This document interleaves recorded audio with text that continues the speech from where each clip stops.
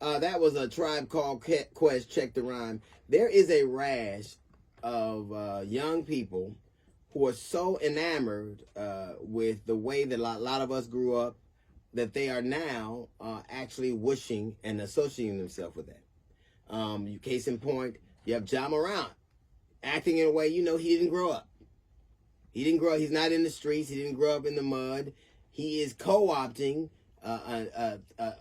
things that happen to people, and some kind of way that's a badge of honor for him. You have Michael Irvin's son talking about he was in the mud and co-opting experiences he never knew about or had and have romanticism about. T.I.'s son co-opting experiences that they never had, and for some reason they have romanticized them to the point that you would think the place we fought so hard to get out of was a wonderful place to be.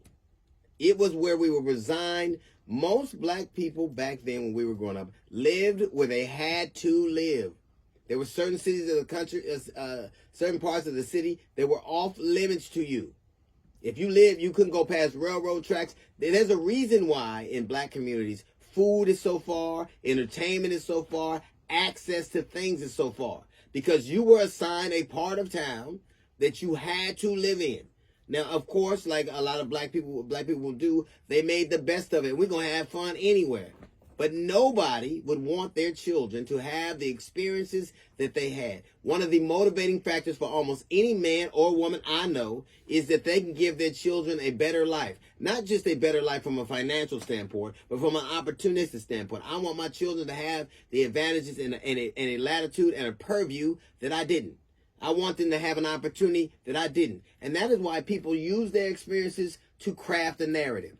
But obviously, we have gotten so good at it, they think it's a panacea and a place to be. And a lot of them are losing things. John Morant is losing, has lost things because he wanted to be connected to something he never was. These men are losing cachet because they want to be connected to something that they never were. It was not a romantic, great place to be. And I guarantee you, they will tell you they lost as much as they gained.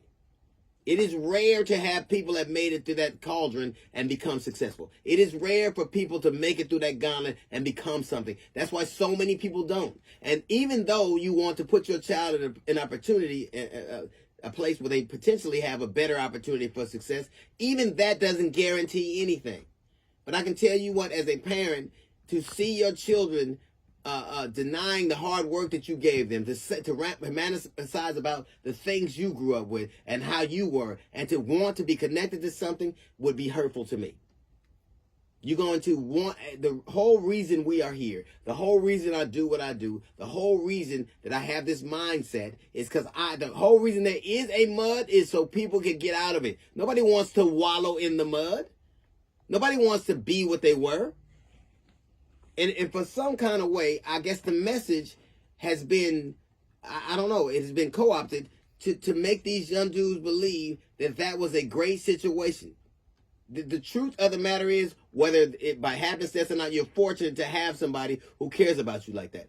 But you can't take a lion that was raised in captivity, let him loose, and think he's going to be able to survive. The test isn't that you can go back where your father came from or your mother came from. The test is, can you take what they gave you and the circumstances you have now and build better for your legacy? It is an affront to everything. Imagine, as hard as our parents work, we went back to the same circumstances they were in. It is an honor for them to have sacrificed for you and to make life better for you. It is an honor and responsibility for you to do that for your offspring. But if you want to take them backwards, that's an affront to everything they have sacrificed and given you.